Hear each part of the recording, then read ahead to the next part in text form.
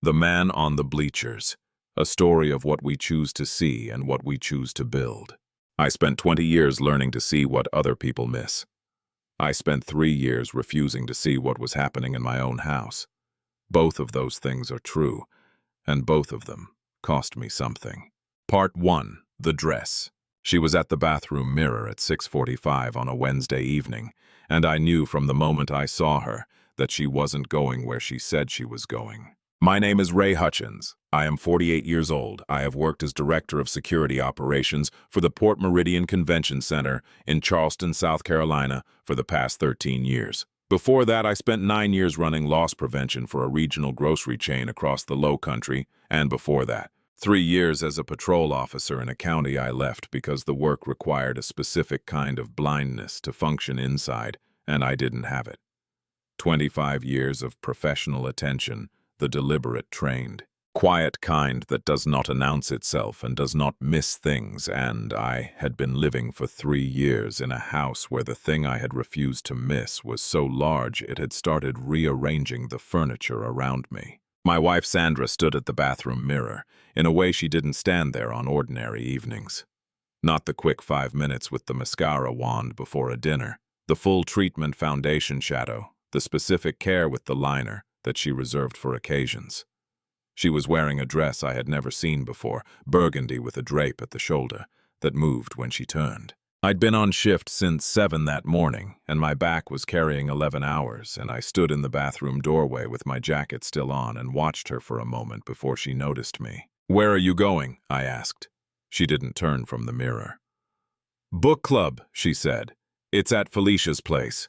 She moved the liner brush with the practiced ease of someone who had already rehearsed this answer. Sandra did not go to book club in a dress like that. Sandra went to book club in dark jeans and a cardigan and a bottle of something from Total Wine.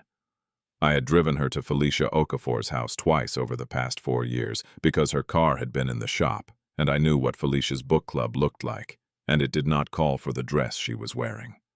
"Have fun," I said.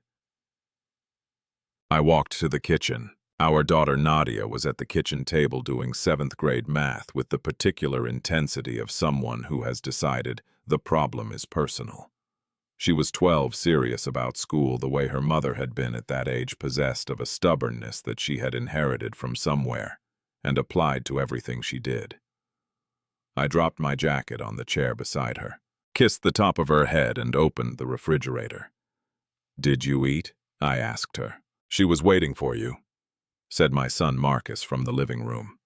He was 15 and in possession of the specific combination of radar and detachment that 15-year-olds carry, aware of everything, visibly interested in nothing. He had his earbuds in, but one of them was out, which meant he had been listening to the kitchen for the past few minutes. I made chicken from the leftovers in the back of the refrigerator. I helped Nadia with the math problem, which turned out to be a fractions problem that required no arithmetic skill, but significant patience with the way the question was worded. Marcus drifted in, eventually claiming not to be hungry, and then eating most of the chicken. Sandra came downstairs at 7:15. Purse over one shoulder, keys in hand, she moved through the kitchen with the specific calibrated ease of someone who has rehearsed casualness and perfected it. Glancing at Nadia's homework with the right amount of interest, touching Marcus on the shoulder in passing, stopping in the kitchen doorway, where I was standing with a dish towel in my hand. She looked at me for a moment. Something moved across her face that I had learned to read over 17 years of marriage, not the guilt I would have named it a year ago, but something older and quieter, a calculation, a decision being finalized.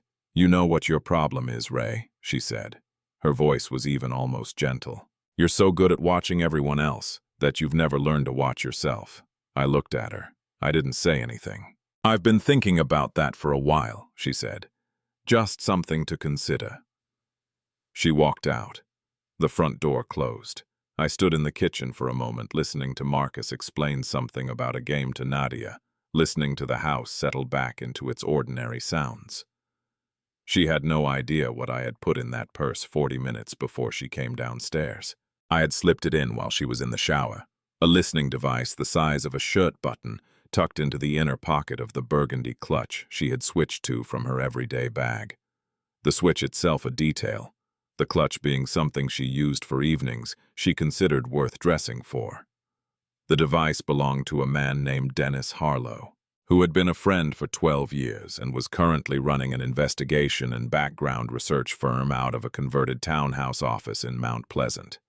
Dennis had dropped it by the previous afternoon, and I had not been operating on impulse when I called him. I had been building toward this for 6 weeks. Part 2. What I knew. I need to tell you what I knew before I tell you what I found out, because the knowing and the finding are different things, and both of them matter. What I knew in the practical sense of information I had confirmed through direct observation was limited. I knew Sandra had started coming home later than she used to, and that the lateness was consistent in its irregularity, not every evening, not on a schedule, but 3 or 4 times a month on evenings she described as running long at the hospital. Sandra was a senior charge nurse at Roper St. Francis on Calhoun Street, a job that genuinely ran long often and without predictability, and I had never been the kind of husband who tracked my wife's hours like a surveillance report. That was not the dynamic we had, or not the one I had believed we had. What I also knew was that her phone had changed behavior. Not dramatically, not the face-down, screen-locked paranoia of someone who knows they are being watched. Subtler than that. The specific change in how she handled it when she walked in the door, a brief orientation to the room before she set it down a fraction of a second, between pocketing it and greeting the children.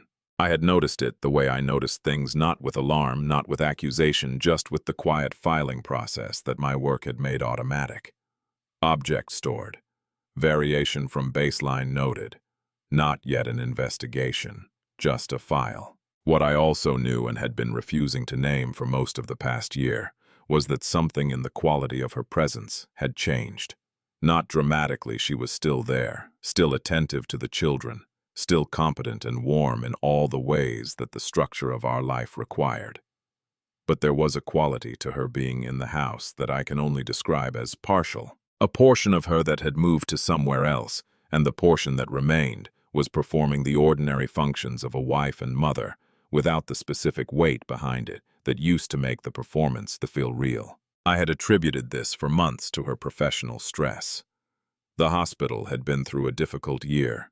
Staffing shortages, 2 union grievances, a senior administrator who made decisions that rippled through the nursing staff, in ways I had heard about in detail at 100 dinners. Sandra's job was genuinely hard and genuinely changing, and the interpretation that her partialness was work stress was not unreasonable. I had held that interpretation because it was available and because the alternative required something I had not been ready to do. The thing that changed my readiness was a Friday evening in September when I came home to find a business card on the kitchen counter. It had been placed there casually the way business cards accumulate on kitchen counters among the school permission slips and the dry cleaning receipt and the expired coupon for a pizza place on King Street. The card was from a dental practice. Dr. Evan Morrow, DDS. I picked it up and looked at it. Sandra's dentist was on James Island and had been for as long as I had known her. I was not aware of a reason for a new dentist. I set the card down. I made dinner. I said nothing. But I kept the card, and the following Tuesday, I drove past the address on East Bay Street and discovered that the building was a 7-story professional complex that housed several medical and dental offices. I drove past it slowly and noted the entrance. Then I drove home. I called Dennis Harlow the next morning. Part 3. Dennis.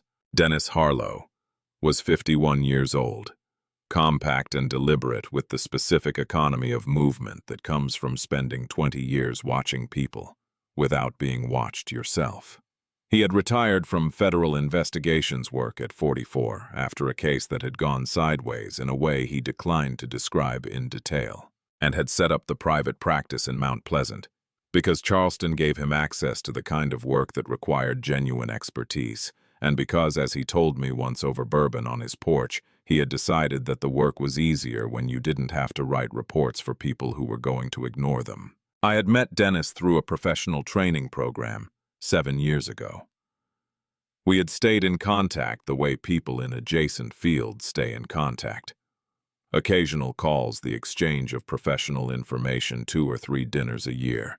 He was the kind of man who could hear a complex situation and ask the 3 questions that got to its center, without requiring the surrounding material. When I called him and gave him the outline, he asked, "How long are you willing to wait for a complete picture before you move?" "As long as necessary," I said. "Good," he said, "because the worst thing you can do right now is move on incomplete information. You know that better than anyone." He was right. The worst cases I had managed in 13 years at the convention center, the thefts, the assaults, the one embezzlement scheme that had taken 11 months to untangle, had all been made worse by someone acting on partial information. The principle was identical whether you were securing a building or a marriage. You don't move until you know what you are moving toward. Dennis had spent 2 weeks doing what he called background architecture, a phrase that meant building a picture of the environment around a subject without yet observing the subject directly.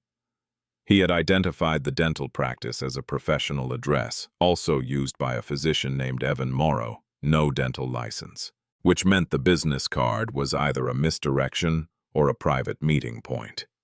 He had traced the number on the card to a burner account he had found through methods he did not specify, and I did not ask about a name attached to a vehicle that had been parked twice in our neighborhood on evenings Sandra had described herself as working late.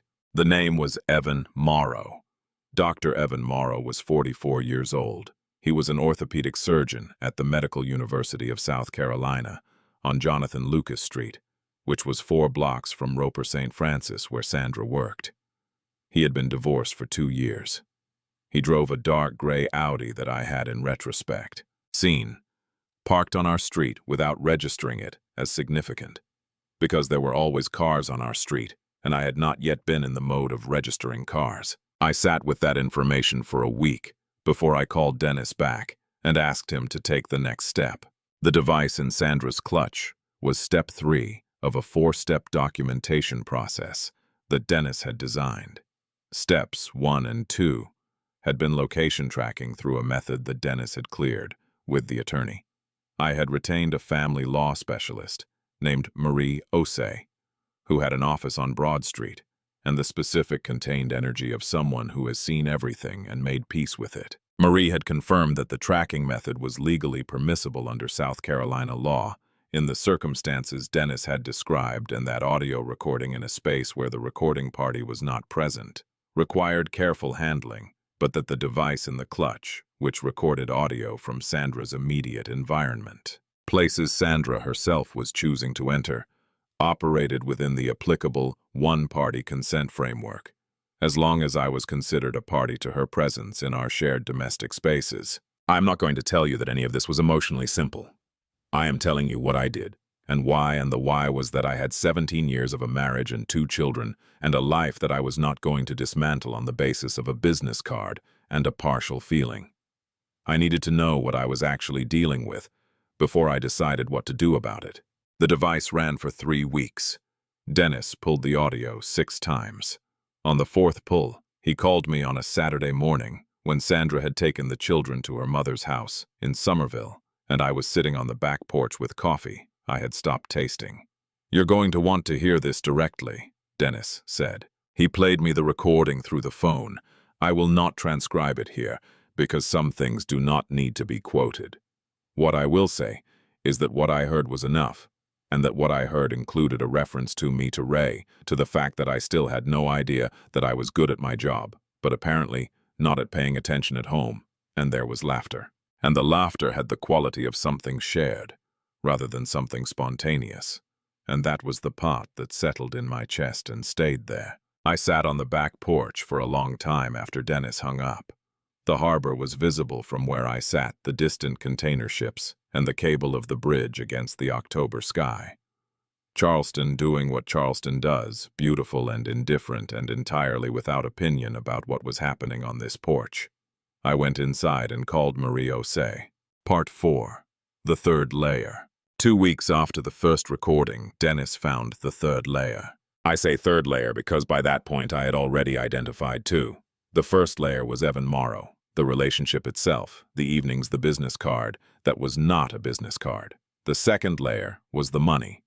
Marie had asked me early in the process to have our joint account statements reviewed not online at the branch in person with paper copies. I had done this on a Wednesday morning when Sandra was on shift, and what I found was what I had hoped not to find: 14 months of transfers between $200 and $800 each, moving from our joint savings to an account I did not recognize, coded with descriptions like insurance supplement and professional development and personal care. Total over 14 months. $16,400. That was the second layer. The third layer was closer to home. Dennis had been running background on the people Sandra was in regular contact with, a standard step he described as environmental mapping. Most of what he found was unremarkable, but one name produced something that was not unremarkable: Todd Briley. Todd Briley was a 39-year-old facilities manager at the convention center where I worked. He had been on staff for 4 years. He was a competent, quiet man who I had never had reason to distrust, who I had promoted the previous spring to a supervisory role, and who had, according to the communications Dennis had traced through a channel I will not specify, been in contact with Sandra for the past 7 months. The contact was not romantic, it was informational. Todd had been providing Sandra with my schedule, my shift hours, my planned absences, the evenings I would be in extended meeting or off-site for vendor reviews in enough detail that her calendar had been organized around my predictable unavailability. I need to be precise about what this information felt like because people sometimes assume that the professional response to a personal betrayal is emotionless, and that is not accurate. The professional response is not emotionless. It is the decision to keep the emotion out of the next move, which is a different thing. When I read Dennis's summary of Todd Briley, what I felt was the specific, cold anger of a person who has discovered that their professional environment had been compromised from inside. 19 years of building a professional reputation, of being the person in the building that other people trusted, with information about their security vulnerabilities. And someone I had promoted and trusted had been providing a map of my vulnerabilities to the person who was using them. I sat with this for 2 evenings before I went to work on it. I read Dennis's summary of this finding at my kitchen table at 9:30 in the evening, with the house quiet and the kids in their rooms and the sound of Sandra moving around in the kitchen 3 rooms away. I read it twice. Then I folded the paper, put it in the accordion folder I had been keeping in my truck, and went to check on Nadia, who had a history test the next morning and was still awake. She was at her desk with her notes spread out in the organized system she had developed herself, color-coded, chronological, with a summary sheet on top that she reviewed last. I leaned against the doorframe and watched her for a moment. "You good?" I asked. She looked up.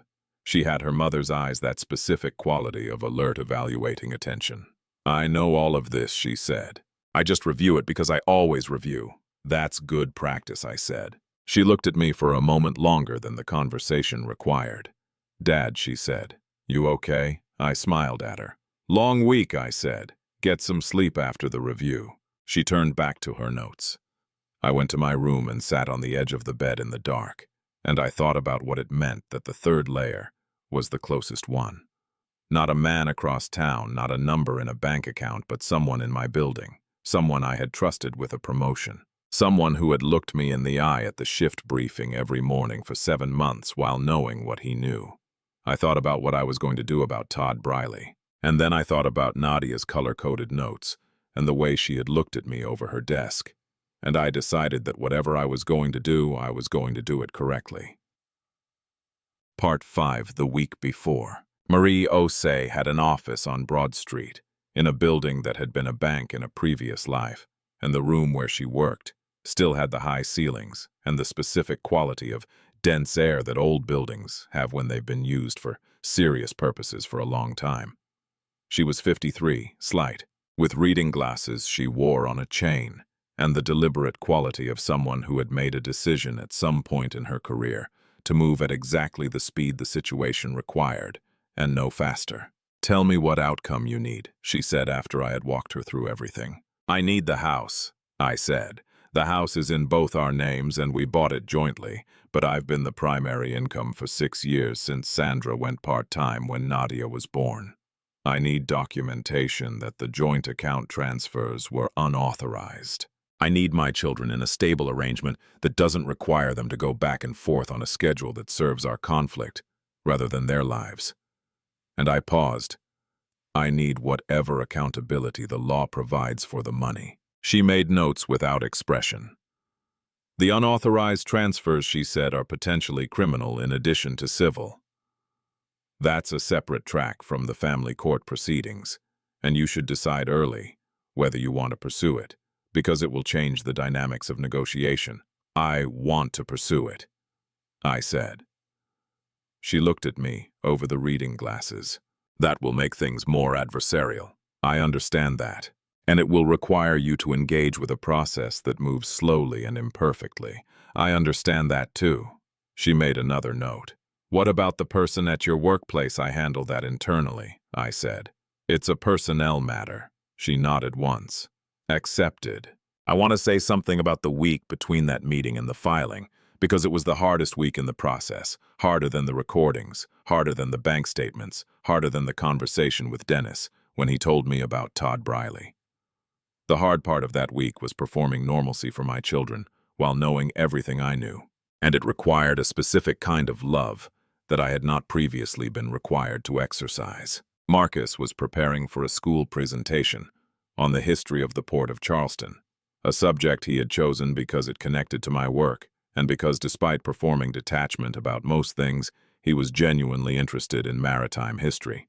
He asked me questions about cargo routing and customs inspection for 3 evenings running, and I answered them with the full attention he deserved, and I watched him take notes in the margin of his outline and thought this is the thing that is not broken. This is the thing I am protecting. Nadia had the history test and then a science project, and then a conflict with a friend that she described with the careful detail of someone who is still figuring out how to navigate other people's feelings. I helped her think through the conflict on a Thursday evening sitting at the kitchen table after Sandra had gone to bed, and we talked for an hour. And when she went upstairs, she hugged me with the brief fierceness of a 12-year-old who is too old to admit she needs it, but not old enough to have stopped. Sandra moved through the week with the partial quality I had been observing for months, and I moved through it beside her, and neither of us said anything that was the truth. On Friday morning, while the children were at school and Sandra was on shift, I drove to the convention center, requested a meeting with Todd Briley, and had the shortest significant conversation of my professional career. I closed the office door. I set the Dennis summary on the desk between us, face up with the relevant section highlighted. I gave him 30 seconds to read it. He looked at the paper, then he looked at me. His face went through several arrangements before settling on the one that understood there was nothing useful to say. You have 2 choices, I said. You can resign today. Effective immediately with a professional reference for logistics management that does not mention the circumstances of your departure. Or we pursue this through the HR process, which will involve documentation and an investigation that becomes part of your permanent employment record and may involve legal proceedings, given the nature of the information you shared. I kept my voice level, and even the way I had kept my voice in security offices for 25 years. Your choice needs to be made by end of day. He chose the first option by noon. I accepted the resignation professionally, thanked him for his service, and did not say another word about it. He walked out of the building with a box of his desk items, and I watched the security camera feed as he crossed the parking lot to his car, and then I went back to my shift. That evening, Marie Osei filed the papers. Part 6, when Sandra found out. She found them on a Saturday morning. I had taken the children to my father's house in North Charleston. My father, Gerald Hutchins, 69 years old, retired electrician, the man who had taught me to read a room by watching where people's hands went when they thought no one was looking. He had known from the first phone call I made to him 6 weeks into the process that something was happening. He had not asked questions. He had simply been available, in the way he had always been available, not with words, with presence. The children were in Gerald's backyard, shooting basketballs when Sandra called me. She had come home to find the delivery from Marie's office. The papers, the listed documentation, the section that referenced the account transfers and the potential criminal referral. Her voice when she called was different from the voice I had been hearing for 3 years. The partial quality was gone. Whatever had been living in the other room of herself had come back into the main room, and what was there was stripped down and undefended in a way I had not heard since Nadia was born, and Sandra had called me from the Ryuri room before I arrived. And her voice had been exactly like this, open and scared, and completely without performance. "Ray," she said. "Sandra," I said. "Is this about Evan?" "It is about several things," I said. I heard her breathing for a moment. I was watching Marcus take a 3-point shot from the far end of Gerald's driveway, and he missed it, and jogged to retrieve the ball and lined up again. "I want to." She started and stopped. There was a silence. Then, "How long have you known long enough to do this correctly?" I said. The silence lasted longer this time. Was anyone else, were the kids ever part of how you? "Never," I said. "They don't know anything except that their parents are going through something difficult. That's the only version they're going to have until they're old enough for the full one." Sandra was quiet for a long time. "My attorney's name is Marie Osei," I said. "Her contact information is in the papers. You should retain your own counsel as soon as possible." "If you want to say anything else, this isn't the right conversation for it. When you're represented, we'll proceed through them." I hung up. Marcus made the 3-point shot on the 3rd attempt, and Gerald, who had come out of the house with a glass of iced tea and was watching from the porch, said something I couldn't hear. Marcus grinned. Nadia looked up from her book in the lawn chair by the garden and clapped 3 times with the specific understated appreciation of a sibling who has decided to be generous about something. I stood at the edge of the driveway for a moment watching them in my father's backyard.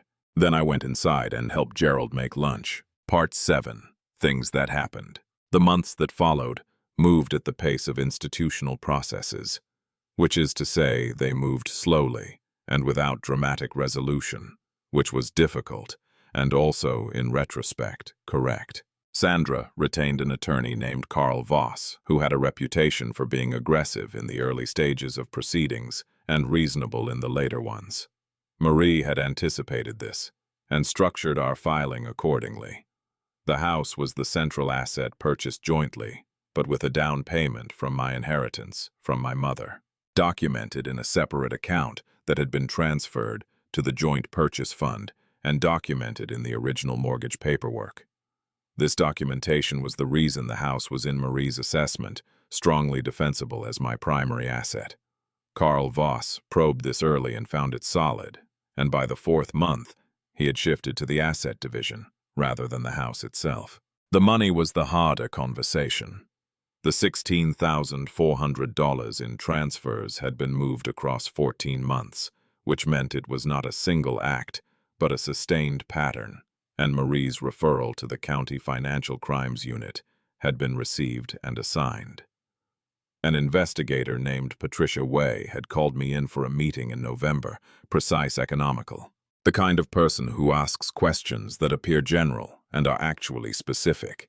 And I had brought my complete documentation and answered everything she asked, and left the meeting with the understanding that the process was moving, and that moving was all I could ask for. The children were handled with the specific care that the situation required, which meant that they were not used as couriers of information, not asked to choose, not placed in the geometric center of a conflict they hadn't created.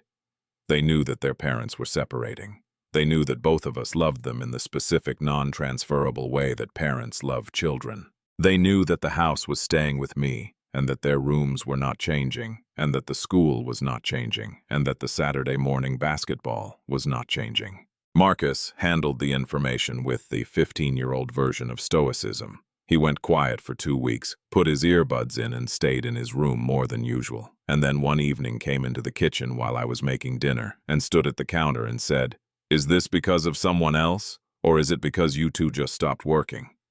"Both," I said. I kept chopping the onion. He nodded. Was there anything you could have done differently?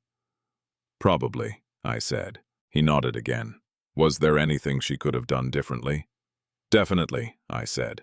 He picked up an onion piece that had fallen on the counter and ate it, which he had been doing since he was 8. Okay, he said. He stayed in the kitchen for the rest of the dinner prep, not helping exactly, but being present in the specific way he was present when something mattered to him. Nadia was harder to read, which was consistent with how she had always been. She processed things internally and completely before she expressed them, which meant you rarely saw the processing, and often saw only the conclusion. She continued her school routine, her color-coded notes, her careful social navigation, her 3 evenings a week of competitive swimming at the community center, which I drove her to, and watched from the bleachers every time I was not on shift.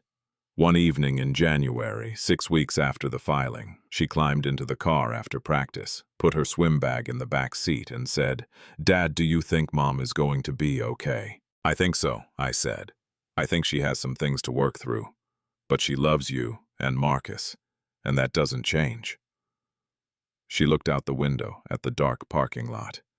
"Is she happy with the other person?" "I don't know," I said. "Do you think she thought she would be?" "I think so," I said. She nodded slowly the way she nodded when she was filing something in the organized system of her internal notes. "Do you think people know, really know what they're going to feel before they do something?" "Sometimes," I said, "but sometimes the knowing comes after." She nodded again. Then she picked up her phone and looked at her homework notifications, and the conversation was over, and I drove home in the dark, with the particular feeling of having been asked a harder question than I was asked at work. Part 8. Evan Morrow. I never confronted Evan Morrow directly. I want to be specific about this because it was a choice rather than an avoidance, and the choice required more discipline than the confrontation would have. Dennis had compiled a complete picture of Evan Morrow. By October, his practice history, his divorce, the pattern of contact with Sandra, the specific geography of their time together. He was from everything the picture showed a man who had encountered Sandra through professional proximity and had developed a relationship with her over the course of the previous 1.5 years. He was not a predatory person as far as Dennis could determine. He was a divorced surgeon who had become involved with a married woman who had, for reasons that were Sandra's to understand and not mine to adjudicate, decided that what she had with him was preferable to what she had in her marriage. That was the thing I had to sit with for a long time, not the fact of the relationship, which was documentation I had confirmed through a process I trusted, but the thing beneath the relationship, which was Sandra's conclusion about her own life and what it contained and what it was missing. I had spent 17 years in a marriage to a woman who had somewhere in the middle of those years arrived at a conclusion I had not known she was working toward. I had not been absent. I had not been cruel. I had not been the kind of husband who leaves his family by staying in the room. I had been present, involved, attentive to the children, financially responsible, professionally competent. I had also, I came to understand in the long months of the process, been insufficient in a specific and correctable way that I had never been asked to correct, because Sandra had not told me she needed something different, and I had not asked, and we had both allowed the silence to become the answer to a question neither of us had put into words. This is not a defense of Sandra. What she did was a choice made repeatedly over 18 months at the cost of her children's stability and our marriage, and $16,000. She moved without my knowledge. The choice was wrong, and she was accountable for it, and the legal process made her accountable in the specific imperfect way that legal processes do. Nothing I have said changes that. But I found in the months of sitting with the complete picture that the complete picture was more useful than the partial one. The partial one, the one in which Sandra was simply a bad person who had chosen to betray a good man, required me to be a passive actor in my own story, the good man who had simply been wronged. The complete picture required me to understand my own portion of the silence, which was harder and more honest, and in the long run more useful to the person I was going to need to be for the next chapter of my children's lives. I never called Evan Morrow. I never drove past his building again after the day I identified the address. He had his own story separate from mine, and the parts where our stories intersected were handled through the legal process. Everything else was not my territory. Sandra and Evan Morrow were no longer in contact by February. Dennis confirmed this through the tracking he had maintained as part of the ongoing documentation. Whether his practice had discovered the situation, whether the legal proceedings had made the relationship too complicated, whether Sandra had ended it herself, I did not know and did not need to know. He had been a chapter in her story. His ending was his. Part 9, Reconstruction. The settlement was finalized in April, 7 months after the initial filing. The house was mine. The down payment documentation had held as Marie had predicted. Sandra received her share of the retirement account split 50-50, which was fair. The $16,400 was addressed through a civil agreement reached in conjunction with the criminal referral. Sandra agreed to full restitution at a rate of $900 per month. A schedule her attorney had negotiated as a condition of the county's decision not to pursue criminal charges, a decision that had reflected her cooperation with the investigation and the absence of prior financial misconduct. No jail time. I had not asked for jail time. I had asked for accountability and restitution, and the legal system had delivered both slowly and imperfectly, which is what legal systems do. The custody arrangement was a standard shared structure, modified by the children's preferences and school schedules. Marcus and Nadia lived primarily with me and spent alternate weekends and holidays with Sandra, who had rented an apartment in the West Ashley neighborhood, 8 minutes from the school. The arrangement was not mathematically equal, and it was not designed to be. It was designed to minimize disruption to the children's established routines, which Marie had argued and Carl Voss had ultimately not contested. The first weekend Sandra took the children was a Saturday in May, and I drove them to her apartment and helped carry Marcus's overnight bag and Nadia's swim equipment to the door and stood in the hallway while Sandra greeted them. She looked at me across the threshold with the scraped clean expression I had heard in her voice the morning she called after the filing. And I looked back at her with the specific neutrality of a man who has processed what he needed to process and arrived at the place where processing becomes doing. "They'll call if they need anything," she said. "I know they will," I said. "Have a good weekend." I drove home through the West Ashley streets in the May afternoon, the windows down and the smell of the low country coming in, salt and marsh grass and the distant harbor. And I turned on the radio to a station I had not listened to in years because Sandra had preferred other things. And I let the Saturday afternoon be what it was. Part 10. The Bleachers. Gerald Hutchins came to the first tournament. Marcus had joined the school basketball team in September, which I had not entirely anticipated. He had played casually in the driveway, but had never shown competitive interest. He came home in early September and said he had tried out and made the JV squad, and that the first practice was Tuesday. I said, "Good." He said, "Yeah." We had dinner. That was the conversation. I drove him to every practice. I had adjusted my shift schedule with the new supervisor who had been brought in after Todd Briley's departure, a woman named Corinne Walsh, efficient and direct, who had taken 3 weeks to fully understand the operation and had then improved 3 things I had not known needed improving. And the schedule gave me most Tuesday and Thursday evenings free. I used them for practice. Gerald came to the Saturday tournament in November because I had mentioned it on the phone, and he had said what time. He drove in from North Charleston on a Saturday morning with a thermos of coffee and the specific quiet dignity he brought to everything. He found us in the stands and settled himself beside Nadia and did not say much. But he watched with the complete attention he had always brought to things that mattered to him. Sandra came to the afternoon session. I had texted her the schedule the week before because Marcus was her son, and this was his game, and both of those things were true, regardless of anything else. She sat in the far section separate, and I acknowledged her with a nod when she came in, and did not look in her direction again, because the game was happening, and Marcus was in it. He played well. Not brilliantly. JV basketball in a middle school gymnasium is not a context for brilliance, but with the focused, serious attention he brought to things he had decided to take seriously. He grabbed 2 rebounds in the second quarter that drew sounds from the people around us.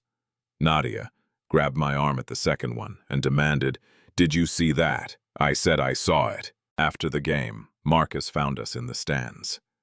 He had the particular expression of someone who has done something physical and is still inside the feeling of it.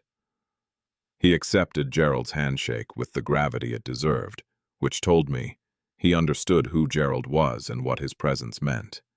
He hugged Nadia, who accepted this with the tolerance of a younger sibling who has decided today is a day for generosity.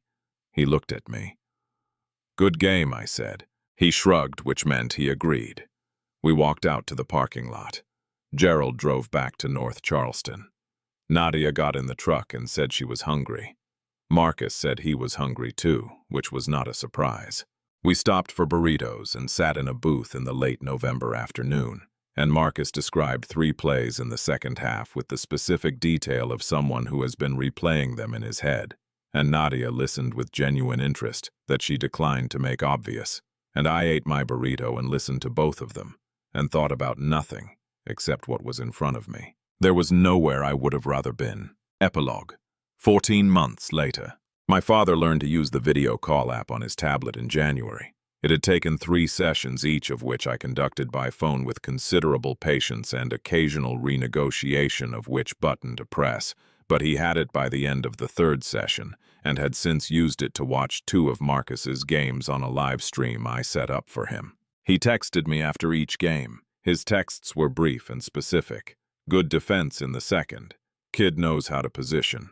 That was Gerald Hutchins, edited down to his essentials.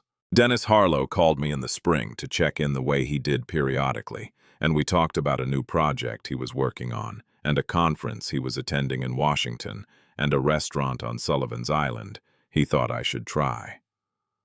We talked for 20 minutes about things that had nothing to do with Sandra or Evan Morrow or $16,000, and the 20 minutes was the right amount. The case had been the case. The friendship was the friendship. Both were real. Marie Ose's office sent me a final billing summary in March that closed the engagement. I paid it on the day I received it. She had done the work I had hired her to do, and the result was what it was: not perfect, not clean, not the ending of a story that resolved into something uncomplicated. Just the honest shape of what was left when everything that wasn't true had been removed from the structure. Sandra and I had a coffee in April. Her suggestion, a cafe on King Street, equidistant from both our addresses. She had been attending a therapist, she told me, and was working on understanding the choices she had made in a way that was honest rather than comfortable. I told her I was glad to hear that. She looked at me across the table and said, "I know what I gave up. I know that now." I looked back at her. "What matters is what you build for them from here," I said. She nodded. I paid for both coffees and drove home. The restitution payments arrived on the 1st of every month, exactly as scheduled. Patricia Way at the Financial Crimes Unit had confirmed that the civil agreement was being honored and that the case was in compliance. Accountability arriving in $900 installments is not a satisfying form of justice. It is also the form of justice that actually happens, and I had made my peace with the difference. Marcus made varsity in the spring. He came home and told me with the same practiced shrug he used for significant things, and the same eyes that were actually shining if you knew what to look for him. I said, "That's good." He said, "Yeah, we made dinner. We ate it." Nadia placed second at the regional swim meet in June, which she described as technically not first, but also technically not third, which she had already processed through the color-coded evaluation system, and concluded was acceptable. She had also, over the course of the year, developed a habit of coming to sit in the kitchen when I was cooking, not helping, not talking, necessarily, just being present in the same room. I recognized this behavior because I had done the same thing in my father's kitchen for most of my childhood, and I let it be what it was without naming it, because naming it would have required her to stop. The security director position at the Port Meridian Convention Center became a regional director role in August, consolidating 3 facilities under a single operational structure. It was a larger job and a better title and a salary increase that made the restitution schedule feel less significant than it had in November. I accepted the position on a Tuesday morning and called Gerald to tell him. He said, "Well, that makes sense. I said, yeah. He asked if I was eating right. I told him yes. He said good, and we hung up. On a Saturday in October, 14 months after Sandra had walked out the front door in the burgundy dress and told me I was good at watching everyone except myself. I was sitting in the same gymnasium bleachers this time for a varsity game, this time with Nadia's swim bag on the bench beside me because we had come directly from her practice. She had hot chocolate from the concession stand. I had coffee that was cooling faster than I was drinking it. Marcus brought the ball up the court in the third quarter. The defense collapsed on him. He found the open man in the corner. The open man shot and missed. Marcus was already moving the positioning instinct Gerald had noted in a text. The knowing where to be before the ball arrived. And he got the rebound and put it back up, and it went in off the glass, and the gymnasium noise was disproportionate to the occasion, in the specific way gymnasium noise always is, and Nadia grabbed my arm without looking away from the court and said, "Did you see that?" "I saw it," I said. She leaned briefly against my shoulder, not looking for anything, not asking for anything, just a brief contact in the way she had started doing over the past year. A quick touch base as if to confirm that the ground was still where she had left it. I put my arm around her for the 3 seconds it lasted, and then she sat back up and returned her attention to the game. I was a man who had spent 25 years learning to see what others missed. I had spent 3 years refusing to see what was happening in my own house. I had spent 14 months doing the slow, imperfect work of rebuilding something smaller and more honestly constructed on ground that I actually owned. I was not the man Sandra had calculated would stay in place. I was the man on the bleachers on a Saturday morning, with my daughter's hot chocolate thermos between us and my son on the court, and my father watching on a tablet screen in North Charleston, and there was nowhere on earth I would rather have been. The game continued. The third quarter ended. The fourth started. I finished my coffee and watched.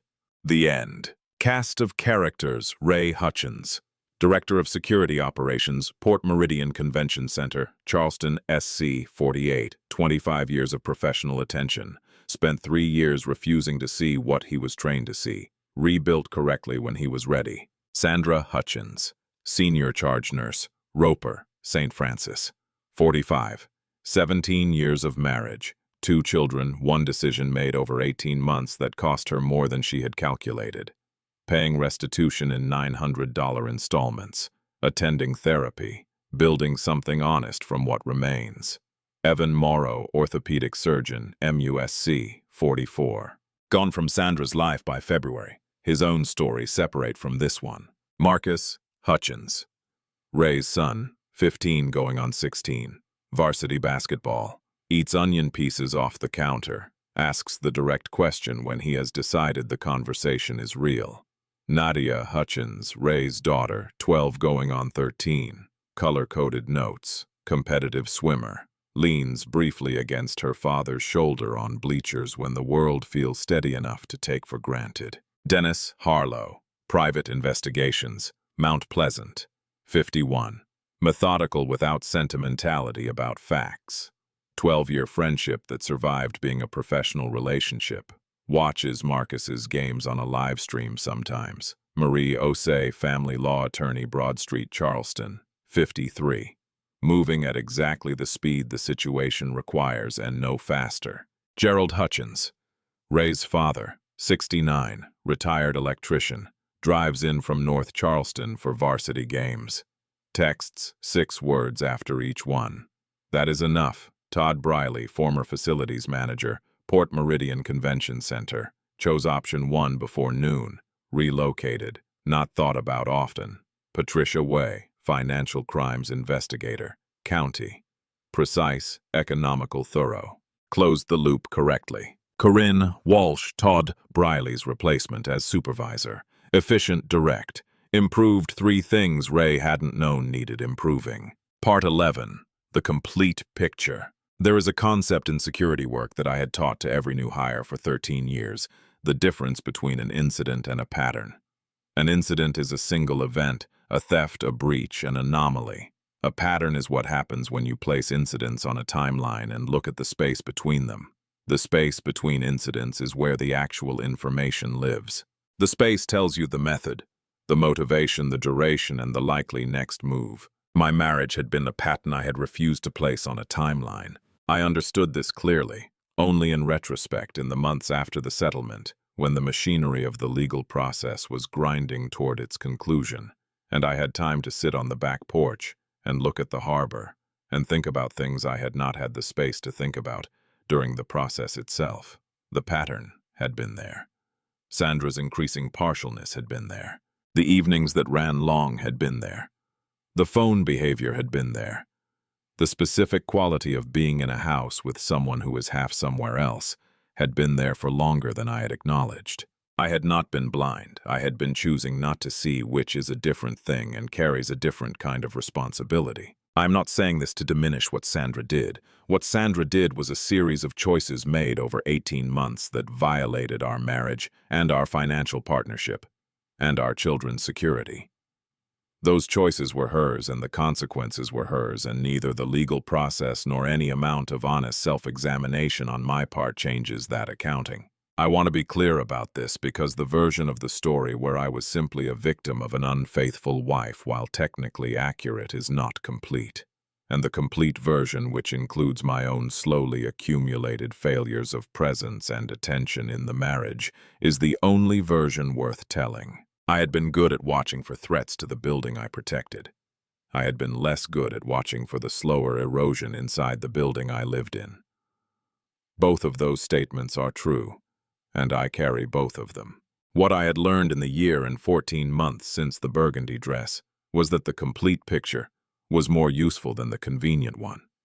The convenient picture that made me purely right and purely wronged, and it required nothing of me except the right to be angry. The complete picture made me an actor in a story that had been going wrong for longer than I wanted to admit, and it required me to understand my portion before I could be useful to the two people who had not asked for any of it and were living with all of it anyway. Marcus and Nadia had not asked to be the children of a marriage that had failed. They had not asked for the Tuesday/Thursday rotation or the two-apartment geometry of their lives or the careful managed neutrality that both their parents maintained in shared spaces. They were receiving all of it anyway, with the adaptability that children demonstrate when the adults in their lives handle things without weaponizing them, adapting not because it was easy, but because the alternative was not available, and because they trusted somehow that the ground beneath them was solid enough to hold them while it rearranged itself. I believed I had given them that. I believed Sandra, in her own way, had given them that too. The marriage had failed. The parents had not. I wanted to be careful about that distinction. It mattered enormously. Part 12. A call from my father. Gerald called me on a Tuesday evening in February, 4 months after the filing. He called from his landline, which he still had and which he used for significant calls because he believed that cell phones were convenient and unreliable, and that some conversations deserved the weight of a wire. I was in the kitchen making dinner when the old number came up on my screen, and I answered it the way I answered all his landline calls, with the specific attention reserved for things that came through that channel. "Ray," he said, "just checking in." My father's checking-in calls had a quality to them that I had learned to read over 48 years. The ones that were genuinely checking in felt different from the ones that were checking in because he had something to say and was building the approach. This one was the second kind. "You talked to Sandra recently?" he asked. "No," I said. "Everything goes through the attorneys now." "That how you want it?" I considered the question. "For the process?" "Yes." For the rest of it, I paused. "I don't know what the rest of it looks like yet." Gerald was quiet for a moment. "That's honest," he said. He had been to the house once since the filing a Sunday in December, driving in from North Charleston, with a casserole his neighbor had made because he had mentioned what was happening, and she had responded the way women of his generation responded, which was with food. He had eaten dinner with the four of us, me and Marcus and Nadia, and the casserole, and had talked about a project he was doing in his garage, and about the basketball team Marcus had joined, and about a book Nadia was reading that he had also read, which had produced a 20-minute conversation between them that I had watched from the kitchen doorway, with the specific feeling of seeing a connection you had not known existed being confirmed. He had not talked about Sandra either during the dinner or after the children went to their rooms. We had sat on the back porch after dinner, and he had looked at the harbor for a long time and said, "You're doing this right." That was all he had said about it. For Gerald Hutchins, that was a long speech. On the February call, he said, "I want to say something about the kids." "Go ahead," I said. "They're good," he said. "Marcus is a little too careful about what he lets you see, but that's going to change. He's watching you more than you know. He's filing it away the same way you file things away, which means he's going to be okay. He'll come to you when he has something real to say." And, "Nadia," I said. "Nadia is a lot like your mother," Gerald said, which is a statement I had not heard him make often, and which therefore carried weight. "She processes everything completely before she shows you any of it. Which means what you see from her is the finished version. What she's not showing you is the processing, and the processing is hard right now. But she's not fragile. She's not made from fragile material."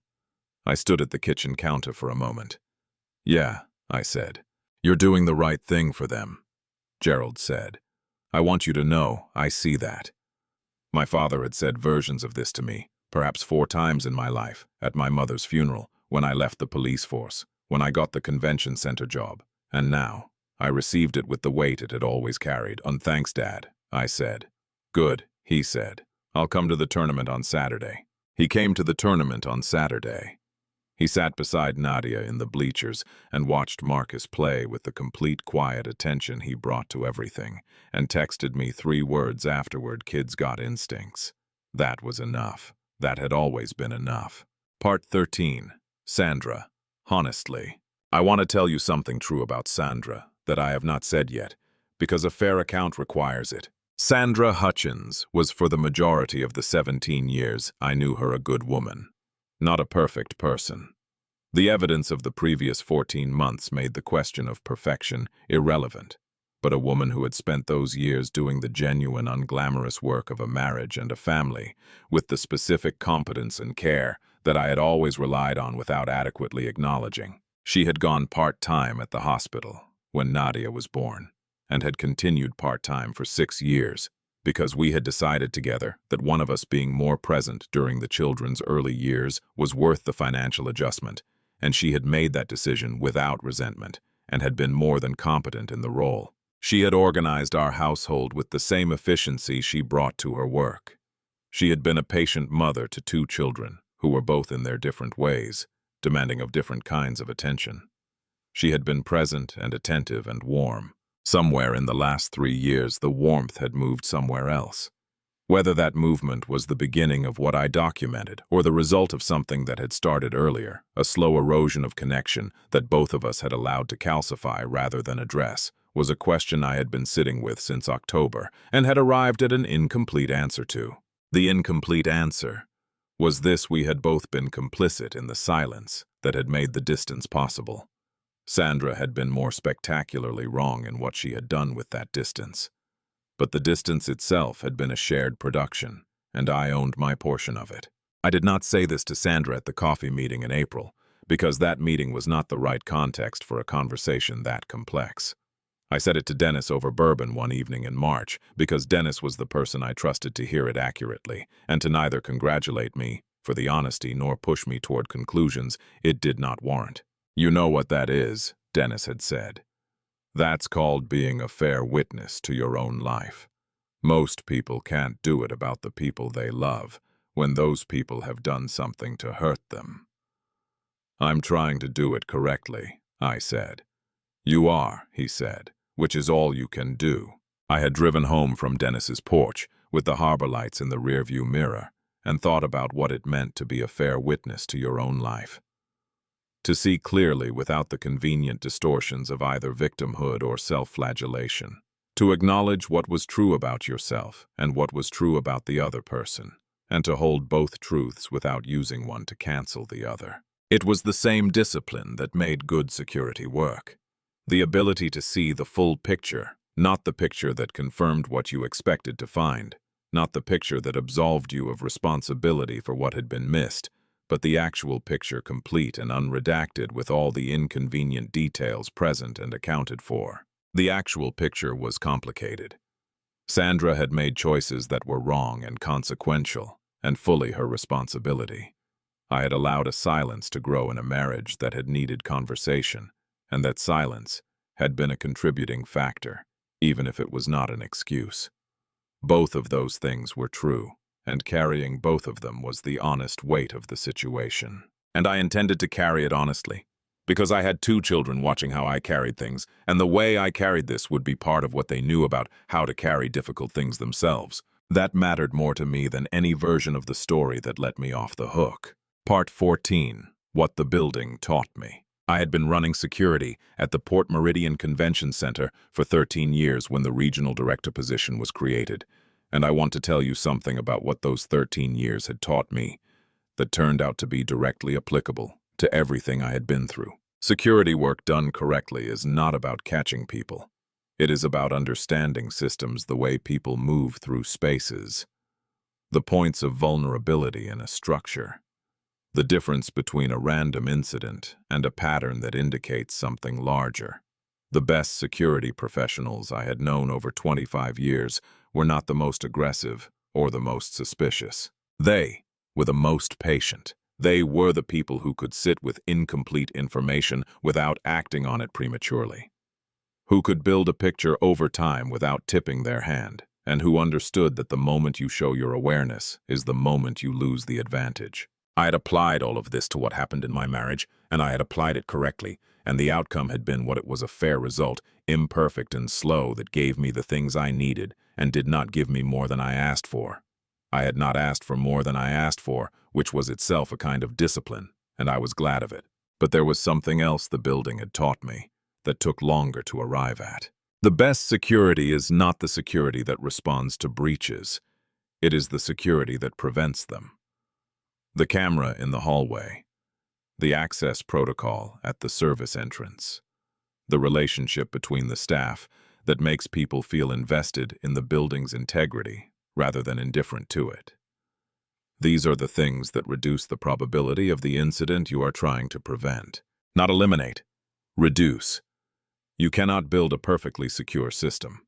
You can build a system where breaches are less likely, where they are caught earlier, when they do occur, and where the damage is contained. I had not built that system in my marriage. I had been so confident in the baseline security of what we had: 17 years, 2 children, a paid-off house, a functional and apparently solid partnership, that I had stopped maintaining the protocols, stopped checking in on the interior systems, stopped asking the questions that the ongoing security of a marriage requires. I am not a man who believes that a good husband can prevent an unfaithful wife by virtue of being good enough. That is not the lesson. People make choices, and their choices are their own responsibility, and the choices Sandra made were hers. But I had allowed the maintenance to lapse in ways that I was responsible for, and the lapse had created conditions that the breach had moved through. The lesson was not guilt. The lesson was attention. The lesson was that the things worth protecting require ongoing attention, and the attention is itself a form of love. Not the dramatic love of grand gestures, but the unglamorous daily love of asking the question, of noticing the small change, of keeping the line of communication open, even when the conversation feels redundant and the silence feels safe. I intended to carry that lesson forward into the remaining years of raising Marcus and Nadia, into whatever the next chapter of my life contained, into the regional director role where the security systems I was now responsible for were larger and more complex and required exactly the same discipline applied to a larger frame. I had been the man who refused to see what was in his own house. I was also the man on the bleachers, and both of those things were true, and the distance between them was everything I had learned. Part 15. Marcus, specifically. I want to tell you one more thing about Marcus specifically. He was 16 in December, which meant he was becoming month by month more fully the person he was going to be. He was serious and funny and intermittently present and fundamentally decent in the way that certain people are fundamentally decent, not as a performance, not as a constructed quality, but as something structural, something that ran through the middle of him and could be depended on. On the Tuesday after Thanksgiving, he came into the kitchen at 9:30 in the evening and sat down at the table. I was going over a scheduling document for the convention center, and I closed the laptop and waited. "Can I ask you something?" he said. He waited a moment, organizing the question in the way he organized things. "Do you think she's actually sorry about everything?" I thought about it seriously. "Yes," I said. "I think she understands what she gave up." "Is that the same as sorry?" "No," I said. "But I think it's the beginning of it." He nodded, turned this over. He picked up the pen I had set down and clicked it a few times without writing anything. "Does it help?" he asked. "Her being sorry?" "It doesn't change the facts," I said, "but it changes some of the harder parts of thinking about her." He nodded again. He set the pen down. He was quiet for a moment. "I'm not done being mad at her," he said, "but I don't think I want to be mad at her forever." "That sounds right," I said. He looked at me with the specific quality of attention he used when he was receiving something he intended to keep. "You're not going to tell me what I should feel about it, are you?" "No," I said. "That's yours to figure out." He nodded. "Okay," he said. He stood up, took an onion from the counter, and bit into it, a habit I had long since stopped commenting on, and went back to his room. I sat at the table for a long time after that. I thought about the man my son was becoming. I thought about what he had seen in the previous 14 months, not the details he had been protected from, but the texture of it, the way his father had handled a very hard thing over a long period of time. The specific quality of the handling that he had been observing and filing away in the particular methodical way he observed and filed things. I hoped what he had filed was worth keeping. I thought it was. I closed the scheduling document and made tea and sat at the kitchen table in the late November quiet, and the house made its settling sounds around me, and somewhere outside the harbor was doing what it always did, and Marcus was in his room, and Nadia was in hers, and the ground was solid enough. That was everything. That was sufficient. That was, for tonight and for most nights going forward, more than enough. One more thing. 3 months after the settlement, I ran into Dennis at a hardware store on James Island. He was buying paint for his porch. I was buying a replacement light fixture for the hallway, which had been flickering for 2 months, and which I had kept meaning to replace. We stood in the aisle for 20 minutes and talked about the paint colors and the convention center renovation project and a case he was wrapping up that had nothing to do with anyone I knew. Before we parted, he said, "You know what the right outcome looked like in this case?" I said, "Tell me." He said, "You're in a hardware store on a Saturday morning buying a light fixture for your hallway. Your son plays varsity basketball. Your daughter plays second at the swim meet last month. You got a promotion. The house is in your name. The money is coming back. You're standing here talking about paint colors." He paused. "That's the right outcome," he said. "Not perfect, not dramatic, just correct." I bought the light fixture and drove home and installed it that afternoon. It took 45 minutes, which was longer than the package estimated, because the wiring in that part of the house was older than I had accounted for, and required an adapter I had to buy on a second trip to the hardware store. Marcus held the flashlight for the second half of the job without being asked. When I flipped the switch and the hallway was properly lit again, he looked at it for a moment and said, "That took forever." "It did," I said. "But it's done now," he said. "Yeah," I said. "It's done now." He handed me the flashlight and went back inside. I stood in the hallway for a moment looking at the light. Then I went to make dinner. The gymnasium was loud in the way gymnasia are loud when the score is close and the fourth quarter is running down. Marcus had the ball at the top of the key, reading the defense, the serious, focused expression on his face that I had been watching for a year and a half now. The crowd made the kind of noise that a middle school gymnasium makes when something matters and the people in it have decided to let themselves feel it. Nadia's hot chocolate was finished. The thermos was between us. She had her elbow on my knee in the comfortable, absent-minded way she had started doing in the last several months, a habitual contact that neither of us acknowledged, because acknowledging it would have required her to be 12 instead of 16 in her own estimation. In the stands across the way, Sandra was watching. I had nodded when she arrived, and she had nodded back, and that was the full extent of it, which was exactly the right extent for this particular Saturday morning. Gerald was watching on his tablet in North Charleston, where it was also Saturday morning, and also October, and he would text 3 words sometime in the next 90 minutes. Something specific and accurate and complete. My father was a man of few words because he believed that a few right words contained more than many wrong ones. I had learned this from watching him, and had applied it imperfectly for 48 years, and was still learning. Marcus drove to the basket, drew contact, put it in off the glass despite the foul. The gymnasium was loud. Nadia grabbed my arm and said, "Did you see that?" "I saw it," I said. She settled back. The referee called the foul. Marcus stood at the line for the free throw, bouncing the ball twice in the specific rhythm he used when he was focused. He looked at the basket. He looked like a young man who had decided something about who he was and was in the process of becoming it. I put my arm around Nadia for the 3 seconds it lasted. Then the free throw went in and the game continued, and I sat on the cold aluminum bleachers in a gymnasium in Charleston, South Carolina, on a Saturday morning in October.